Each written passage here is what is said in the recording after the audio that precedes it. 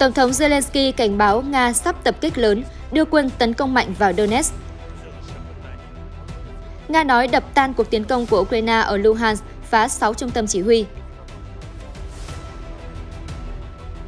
Mỹ lo căng thẳng leo thang nếu cử giám sát viên đến gần chiến tuyến Ukraine. Các tin tức khác, Canada thảo luận với NATO về chiến lược mới ở Ấn Độ Dương-Thái Bình Dương. Pháo binh Thổ Nhĩ Kỳ ồ ạt tấn công các mục tiêu ở Bắc Syria. Ít nhất 7 người thiệt mạng do sạt lở ở hòn đảo nghỉ dưỡng của Ý. Tất cả sẽ được cập nhật ngay sau đây.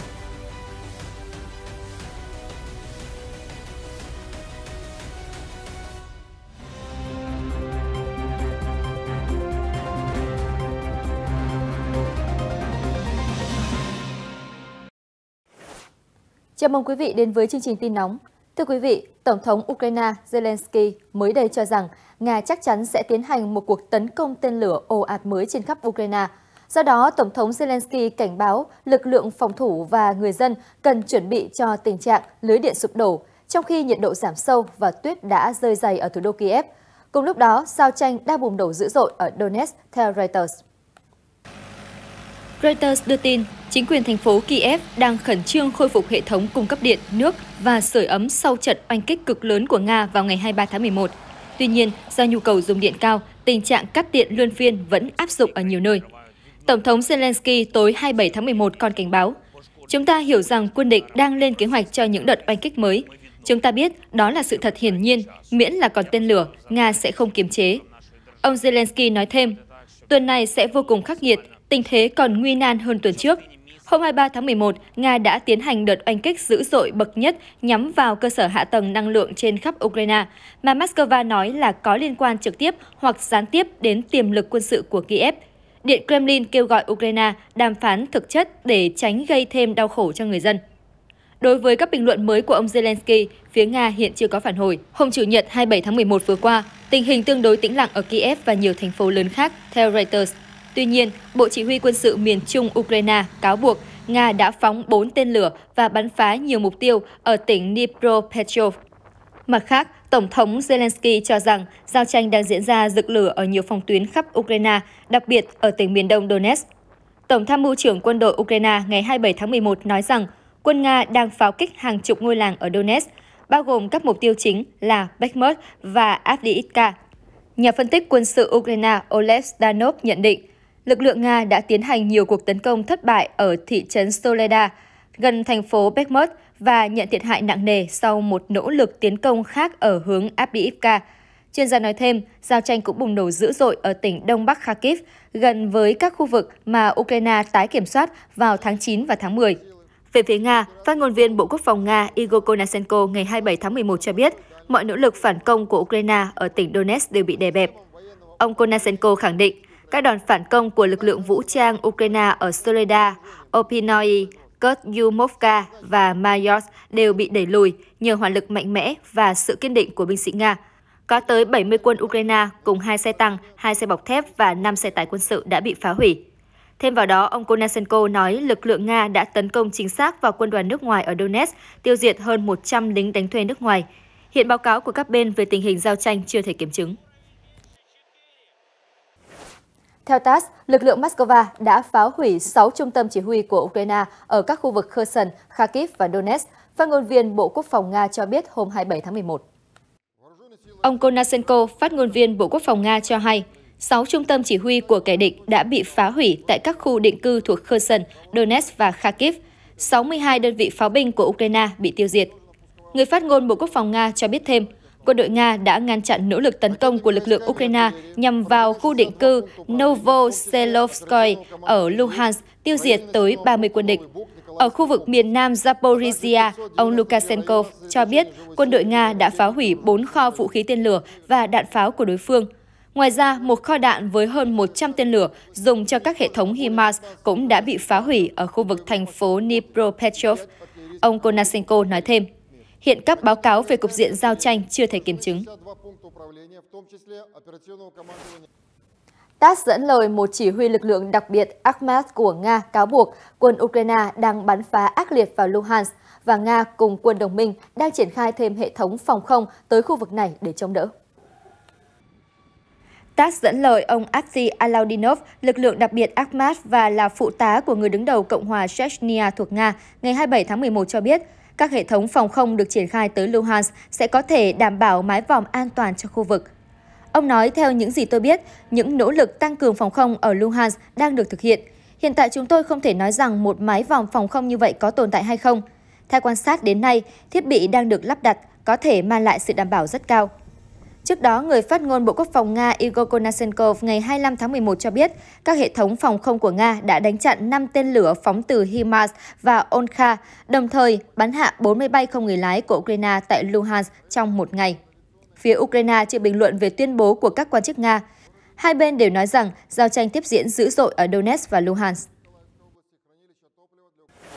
Sputnik News đưa tin Tổng thống Mỹ Joe Biden đã từ chối một số đề xuất từ nghị sĩ lưỡng đảng về việc tăng cường giám sát viên đến gần chiến tuyến Nga-Ukraine để nắm rõ vũ khí Mỹ viện trợ cho Kiev được kiểm soát ra sao. Lý do vì ông chủ Nhà Trắng lo ngại động thái trên có thể chọc giận Moscow. Trong cuộc phỏng vấn với Washington Post, hạ nghị sĩ Mỹ Mike Waltz đã cho rằng các bản báo cáo của Ukraine không đủ chặt chẽ và có thể khiến vũ khí Mỹ lọt khỏi tầm kiểm soát. Thời gian qua, ông Waltz là nhà lập pháp luôn chủ trương tăng cường giám sát dòng vũ khí mà Washington cung cấp cho Ukraine. Trong đó, ông Waltz đề nghị khả năng triển khai giám sát viên đến gần chiến tuyến. Tuy nhiên, Tổng thống Joe Biden lo ngại động thái trên có thể khiến Nga hiểu nhầm và leo thang căng thẳng. Phát ngôn viên Lầu Năm Góc Patrick Ryder cho biết, Mỹ chỉ đang kiểm tra dòng vũ khí của mình ở những nơi điều kiện an ninh cho phép, chủ yếu là tại những địa điểm cách xa tiền tuyến. Công tác giám sát chặt chẽ được áp dụng đối với những vũ khí sở hữu công nghệ nhạy cảm. Các hệ thống tên lửa như Avenger, Stinger và Javelin đều được giám sát ở mức độ cao. Theo Sputnik News, trước đó Mỹ đã công bố một số báo cáo cho thấy nước này chỉ tiến hành 2 cuộc kiểm tra trực tiếp nguồn vũ khí viện trợ ở Ukraine kể từ tháng 2, chiếm khoảng 10% trong số 22.000 vũ khí mà nước này đã cấp cho Kiev, trong đó bao gồm tên lửa Stinger và Javelin.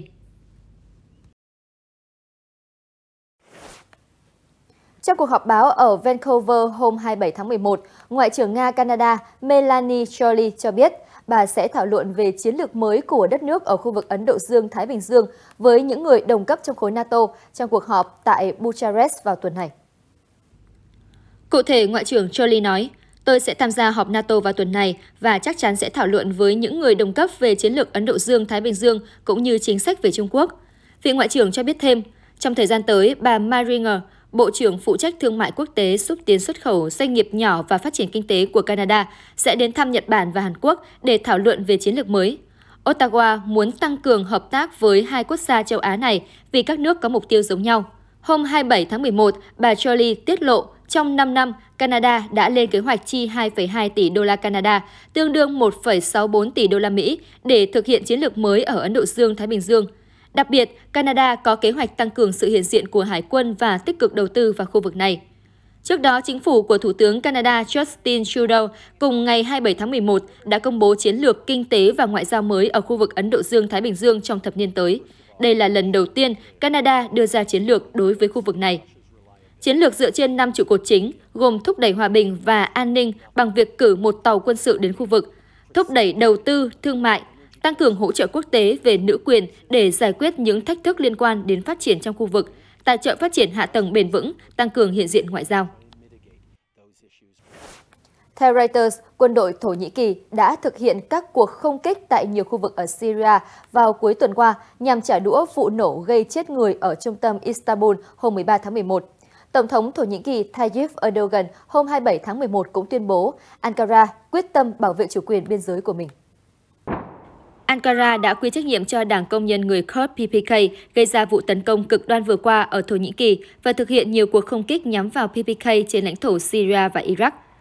Theo ba nguồn tin từ các thành phố Qamishli và Hasaka của Syria, máy bay không người lái của Thổ Nhĩ Kỳ đã tấn công các cơ sở khai thác dầu vào cuối ngày 23 tháng 11 gần thị trấn Qamishli của Syria. Bên cạnh đó, khu vực dầu mỏ Rumelan gần nơi đóng quân của quân đội Mỹ cũng bị pháo kích.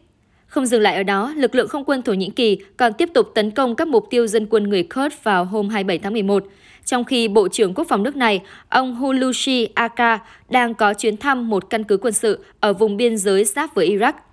Trước đó, vào hôm 24 tháng 11, trong cuộc điện đàm với người đồng cấp Nga, ông Akar khẳng định rằng Thổ Nhĩ Kỳ sẽ tiếp tục đáp trả các cuộc tấn công từ phía Bắc Syria.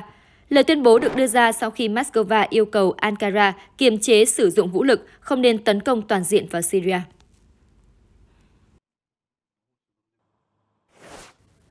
Chuyển sang các tin tức về an ninh xã hội. Reuters dẫn lời một quan chức Ý hôm 27 tháng 11 cho biết số nạn nhân thiệt mạng trong thảm kịch sạt lở ở hòn đảo nghỉ dưỡng Ischia đã tăng lên 7 người. Phát biểu trong một buổi họp báo, giới chức thành phố Naples cho biết vẫn còn 5 người bị mất tích. Hàng chục nhân viên cứu hộ cùng các thợ lặn đã lập tức được điều động đến hòn đảo, tham gia thực hiện công tác tìm kiếm tại vùng biển ngoài khơi. Trước đó vào hôm 26 tháng 11, mưa lớn đã gây ngập lụt và sạt lở đất, khiến bùn đất đổ ập xuống các ngôi nhà và đường xá ở thị trấn Casa Missola Terme của Ý. Các bức ảnh và video chụp từ trên không cho thấy trận lở đất đã khiến các tòa nhà bị phá hủy, trong khi đó một số ô tô bị đẩy xuống biển bởi thứ mà người dân mô tả là thác nước và bùn. Ischia là một hòn đảo núi lửa có đông dân cư, nằm cách Napoli khoảng 30 km, thu hút du khách bởi bờ biển đẹp như tranh vẽ. Theo các chuyên gia thời tiết, tình trạng biến đổi khí hậu trong những năm trở lại đây đã khiến mưa lớn xảy ra thường xuyên và dữ dội hơn và làm trầm trọng thêm rủi ro địa chất thủy văn ở nhiều vùng của Ý. Bên cạnh đó, số liệu thống kê cho thấy, với số lượng lớn nhà xây dựng trái phép ở Ischia, cư dân ở đây cũng thường xuyên gặp rủi ro do lũ lụt và động đất hơn. Hòn đảo nhiều đồi núi này là nơi thường xuyên phải hứng chịu những thảm họa nói trên trong những năm qua. Cảnh sát Mexico ngày 27 tháng 11 đã tháo dỡ một trại tập trung ở phía lãnh thổ Mexico giáp biên giới với Mỹ vì lý do an ninh, Reuters trích lời một quan chức địa phương cho biết. Theo Reuters, sáng ngày 27 tháng 11, các đặc vụ cảnh sát chống bạo động Mexico đã tiến vào khu vực trại do khoảng 600 người di cư, chủ yếu đến từ Venezuela dựng lên ở thành phố Ciudad Juárez, bên cạnh sông Bravo và gần bức tường biên giới của Mỹ. Giám đốc nhân quyền thành phố Ciudad Juárez, ông Santiago González cho biết, động thái này nhằm bảo vệ an ninh cho người di cư vì nguy cơ hỏa hoạn, chết đuối và hạ thân nhiệt. Được biết, căng thẳng gia tăng khi cảnh sát cưỡng chế những người di cư rời khỏi trại và kéo lều đi. Anderson Marin, một người di cư Venezuela bị trục xuất, cho biết anh không muốn rời trại trước bức tường biên giới vì đó là cách gây áp lực lên chính quyền Mỹ cho phép họ nhập cảnh. Vào tháng trước, chính quyền Mỹ công bố kế hoạch đưa về Mexico một số người Venezuela nhập cảnh bất hợp pháp. Tuy nhiên, đầu tháng này, một thẩm phán Mỹ đưa ra phán quyết rằng trục xuất người di cư đến Mexico là bất hợp pháp, làm phức tạp hóa hơn nữa chiến lược ngăn chặn người vượt biên của chính quyền Mỹ. Theo Reuters, thông tin từ Viện Di cư Quốc gia Mexico ngày 21 tháng 11 cho biết, quốc gia này đã bắt giữ hơn 16.000 người di cư trong vòng 4 ngày, trong đó có gần 5.000 người Venezuela. Núi lửa Svilush ở vùng viễn đông nước Nga được dự báo sẽ là tâm điểm chú ý của báo chí trong tuần này, khi hoạt động địa chất của nó trở nên dữ dội hơn và có thể bắt đầu đợt phun trào lớn, theo Reuters. Bán đảo Kamchatka ở vùng viễn đông của Nga là khu vực ghi nhận nhiều vụ hoạt động của núi lửa suốt thời gian qua. Quan sát gần đây của các nhà nghiên cứu cảnh báo khả năng tái hoạt động của chuỗi núi lửa này. Theo Reuters, một nhà nghiên cứu núi lửa cảnh báo hoạt động của ngọn núi lửa Svilush có thể kích hoạt sự phun trào của những ngọn núi lửa khác. Đồng thời, nhằm ứng phó sự cố núi lửa trên bán đảo Kamchatka, cảnh báo núi lửa Svilush có khả năng phun trào mạnh hơn nữa trong thời gian tới. Khi trả lời phỏng vấn hôm 26 tháng 11, người đứng đầu trạm giám sát núi lửa Klyuchevskoy cho biết núi lửa này đã bắt đầu phun trào đá nóng chảy. Được biết, dung nham của cả hai ngọn núi lửa đều có thể làm gián đoạn giao thông tại các con đường địa phương, nhưng thị trấn gần nhất là Klyuchi vẫn an toàn vì nằm cách khu vực hoạt động của núi lửa khoảng 45 km. Theo Reuters, Svilush là một trong những ngọn núi lửa lớn nhất của bán đảo Kamchatka với đỉnh cao tới 3.283 m, cũng là một trong những ngọn núi hoạt động mạnh nhất của bán đảo, với ước tính có khoảng 60 vụ phun trào đáng kể trong 10.000 năm qua. Trong khi đó, núi lửa Klyuchevskoy cao 4.754 m là ngọn núi lửa hoạt động mạnh nhất ở khu vực Á-Âu với các vụ phun trào diễn ra gần như hàng năm. Hàng nghìn người hâm mộ phim hoạt hình Nhật Bản anime đã đến tham dự lễ hội anime châu Á AFA thường niên diễn ra ở Singapore cuối tuần qua. Đây là lần đầu tiên sự kiện được tổ chức sau hơn 2 năm gián đoạn vì đại dịch Covid-19. Lễ hội AFA là một trong những sự kiện văn hóa đại chúng và anime lớn nhất bên ngoài Nhật Bản. Tại sự kiện này, người tham gia có thể gặp gỡ các nhân vật truyện tranh yêu thích, tham gia sự kiện hóa trang cosplay đặc sắc và có cơ hội gặp gỡ các tác giả truyện tranh mà họ ngưỡng mộ. Giám đốc AFA Shochin cho biết, lần gần đây nhất AFA được tổ chức là vào năm 2019 với 120.000 người tham gia. Năm nay, ban tổ chức chưa công bố số lượng vé bán ra, song doanh số bán vé đã tăng đáng kể nhờ số lượng mua vé trực tuyến tăng. Dự kiến sự kiện có thể đã thu hút số lượng người tham gia tương đương, thậm chí nhiều hơn năm 2019, ông Chin cho biết thêm. Tin tức vừa rồi cũng đã khép lại chương trình hôm nay. Cảm ơn quý vị đã quan tâm theo dõi. Xin chào tạm biệt và hẹn gặp lại.